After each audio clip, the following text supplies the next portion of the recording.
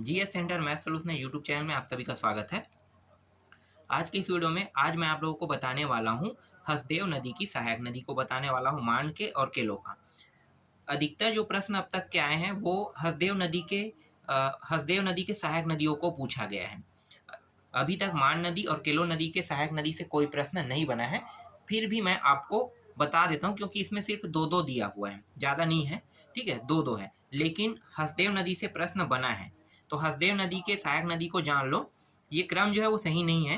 फिलहाल मैंने आपको यहाँ पे समझाने के तौर पे इस तरह से बांट दिया है, ना तो आप लेफ्ट देखो ना तो राइट देखो। ठीक है, उत्तर और दक्षिण, पूरब और पश्चिम आपको देखना ही नहीं है यहाँ पे, क्योंकि इसका क्रम जो है ओरिजिनल अभी तक किसी ने नहीं बताया और आपको क्रम यहाँ पे पूछा भी नहीं गया है। इससे पहले वाले में क्रम पूछता था कि उत्तर से आके मिलने वाला, दक्षिण से आके मिलने वाला। यहाँ पे सिर्फ आपसे पूछा जाएगा कि इन नदियों, मतलब ये जो हसदेव नदी की सहायक नदी है या नहीं, बस इतना ही पूछेगा, इसके अलावा और कुछ नहीं पूछेगा। ठीक है, तो चलो देख लेते हैं हसदेव नदी कौन सा है। ये वाला हसदेव नदी है, ये मांड नदी है और ये केलो नदी है। पहले हसदेव नदी को देखते हैं। हसदेव नदी का उद्गम जो है ना, देवगढ़ की कैमूर पहाड़ी से हुआ है और सोनहट तहसील ये कोरिया जिले में पड़ता है।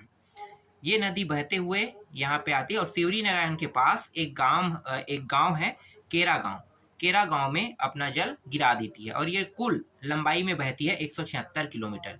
इसकी कुल लंबाई कितनी है? 176 किलोमीटर। इसकी कुछ सहायक नदी है जैसे कि तान नदी, झींग नदी। देखो नाम अजीब सा है, ठीक है, तो याद रखना नाम अजीब सा है। वो कौन से नदी का सहायक नदी होगा? हसदेव का। तान, झींग, उतेंग, गज, अहिरन, जटाशंकर, चोरनई। ठीक है, तो इस तरह से अजीब से नाम वाले। यहाँ पे देखो तान झींग अजीब लग रहा है, ऐसा लग रहा है कि कोई चाइना नाम है। ठीक है, कोरिया छत्तीसगढ़ का एक राज्य है, लेकिन कोरिया देश भी है, आपको पता है ना, कोरिया देश है। दक्षिण कोरिया, उत्तर कोरिया। तो वहां पे जैसे चाइना में नाम अजीब सा होता है ना, वैसे यहाँ भी नाम अजीब सा है। अब समझो वही चाइनीज टाइप सा है, तो चाइनीज वाला एरिया है तो वहाँ के लोग भी अजीब से दिखते हैं, तो ऐसे ही नाम रहेगा। तांग रहेगा, झींग रहेगा। ठीक है, इस तरह से आप याद रख सकते हैं, तांग, झींग, उतेंग। ठीक है, अब ये गज आ गया। अब भारतीय नाम में आते हैं। ठीक है, भारतीय नाम क्या है? गज, अहिरन, ये रहा अहिरन, जटाशंकर, और फिर ये चोरनई तो फिर कहाँ पे आ गया भाई? ये तो अजीब सा लग रहा है, कुछ अजीब नाम है। तो जैसा भी आप याद रख सकते हो वैसा याद रखना, बहुत आसान है ये याद रखने के लिए, और यही प्रश्न पूछा जाता है। ठीक है, इसके बाद मान नदी देख लेते हैं। मान नदी का देखो, तो मान नदी का जो सहायक नदी है वो है कुरकुट है और कोइराज है। कुरकुट और कोइराज है। ये जो मान नदी है ना, वो तीन नदी मिला हुआ है एक साथ। ठीक है, तो तीन नदी को संगम होता है। कौन कौन से भाई? मैंने पहले ही बताया था इससे पहले वाले वीडियो में। मान नदी, लात नदी और महानदी, तीनों नदी के संगम। और जहाँ पे संगम होता है वह चंद्रपुर नाम का जगह है, आपको पता है ना।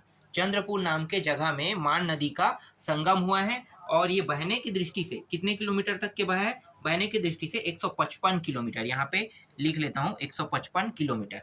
ठीक है, तो 155 किलोमीटर तक बहता है और ये चंद्रपुर नाम के जगह में जहाँ पे तीन नदियों का संगम है वहीं पे अपना जल ये गिरा देता है। और इसका जो सहायक नदी है उनका नाम है कुरकुट और कोइराज है, याद रहेगा। और इनका उद्गम सरगुजा के मैन पाट से हुआ है। ठीक है, उद्गम कहाँ से हुआ है? सरगुजा के मैन पाट से, याद रहेगा। चलो अब यहाँ पे केलो देख लेते हैं। यहाँ से प्रश्न अभी तक पूछा नहीं गया है इनके सहायक नदियों के बारे में, फिर भी मैं आपको बता रहा हूँ। ठीक है, यहाँ पे केलो से भी वही है, अभी तक कोई प्रश्न नहीं आया है, फिर भी आप लोग कम से कम जान ले रहे हो इसको।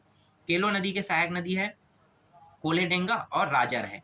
ठीक है, दो है, कोलेडेंगा और राजन। ये केलो नदी बहने की दृष्टि से देखा जाए तो ये अपना जल उड़ीसा राज्य में जाकर महानदी में गिराता है।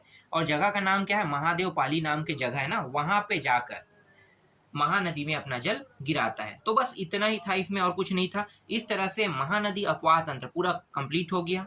ठीक है, इसके बाद हम लोग नेक्स्ट अपवाह तंत्र को पढ़ेंगे। 4 अपवाह तंत्र है, आपको याद रखना है चारों अपवाह तंत्र को, और चारों अपवाह तंत्र से प्रश्न पूछा जाता है। जितना आप सटीक पढ़ सकते हो उतना सटीक पढ़ना, और जो इम्पोर्टेंट है सिर्फ वही पढ़ना, इम्पोर्टेंट नहीं उसको आपको नहीं पढ़ना है, क्योंकि ना तो वो पीएससी में आता है ना तो व्यापम में आता है। वो आपका टाइम वेस्ट करेगा और दूसरे का भी टाइम वेस्ट करेगा। इसलिए आप उन टॉपिकों को मत पढ़ना जहां से प्रश्न नहीं बनते।